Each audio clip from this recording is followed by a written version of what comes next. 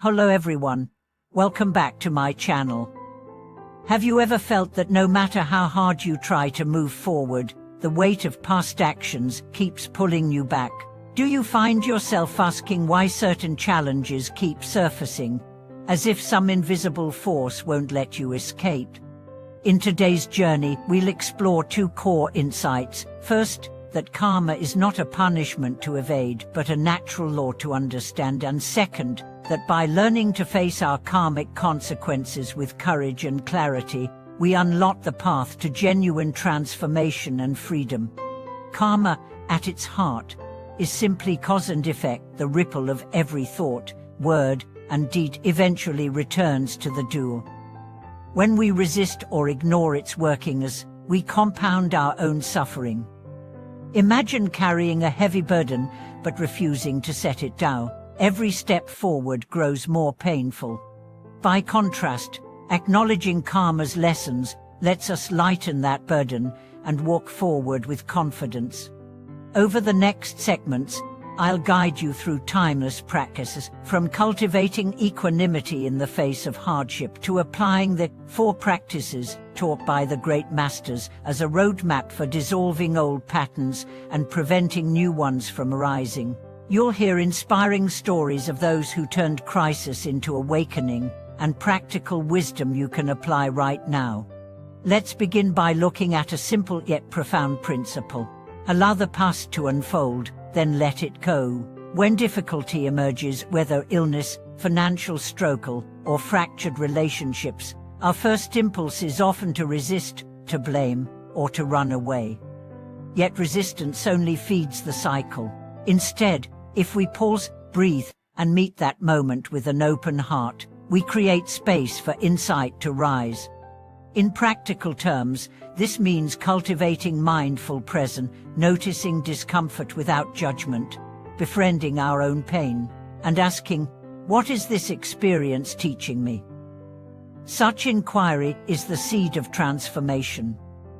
When you first learn to look squarely at the ripples you have set in motion, something remarkable begins to happen. Instead of fighting the tide of cause and effect, you start to surf on it.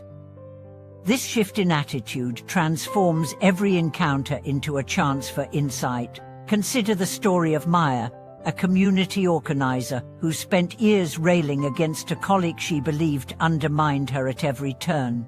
She thought her resentment was justified, so she ignored the subtle messages in her own heart: irritation, judgment, and a growing bitterness.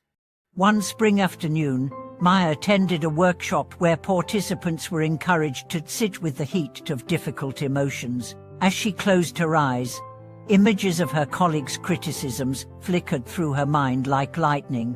Rather than pushing them away, she simply watched them dance, and in that silent moment, she noticed something new. Beneath her anger was a deep fear of failure. That fear had been fueling her endless complaints. When she returned to the office, Maya invited her colleague for tea.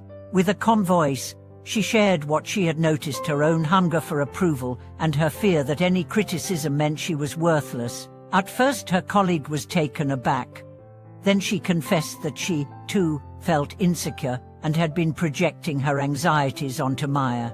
In that simple exchange, 2 long-standing patterns dissolved.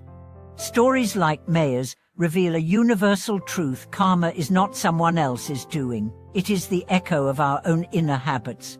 By turning toward what arises in our minds: fear, pride, jealousy, we can meet it directly.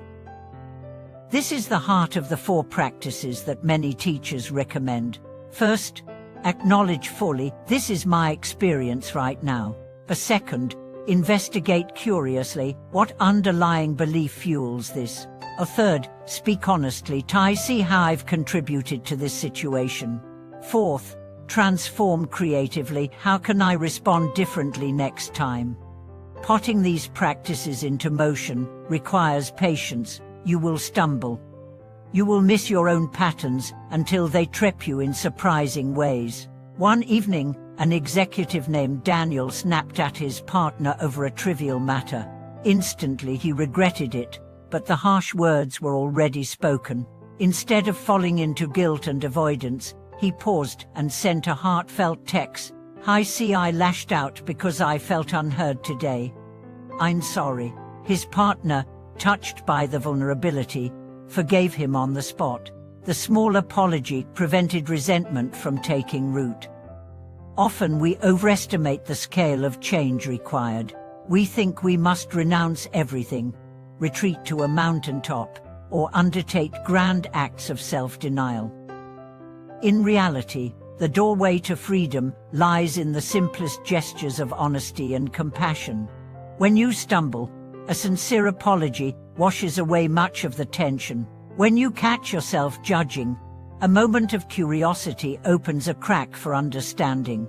When you hold your fear like a child in your arms, it softens and eventually releases its grip. To make these shifts sustainable, integrate a daily ritual of reflection. At dawn, ask yourself, what ripples might I send out today? How can I ensure they bring kindness rather than harm? In the evening, review your day as if watching a film. Notice the scenes where you reacted out of old habit. Offer yourself gentle forgiveness, then imagine a different choice you could make next time. This simple journaling habit rewires your mind to spot karma's patterns before they harden. Another way to deepen your practice is through creative expression. One teacher tells of a sculptor named Luis who struggled with impatience. Every block of marble seemed too stubborn, every chisel blow too slow. Instead of forcing the stone, he began to dance around it, letting movement guide his hand. The result was a series of dynamic sculptures that captured both strength and grace. In the same way, when you work with your own resistance, it can become the raw material for greater freedom. As you weave these moments into ordinary life, notice how your relationships transform. The barista who once annoyed you with her slow pace now becomes a mirror showing your own need for control. The traffic jam that used to trigger road rage now invites a practice of calm presence. Every challenge becomes a teacher pointing back to the hidden corners of mind, where liberation waits. This path is neither quick nor easy, but it is immensely rewarding. With each step, the heavy cloak of unexamined karma lightens, revealing the open sky of your true nature. Keep returning to the four practices, to mindful reflection, and to small acts of courage. Over time, you will find that challenges no longer feel like punishments but like invitations to wake up. Thank you for watching this video.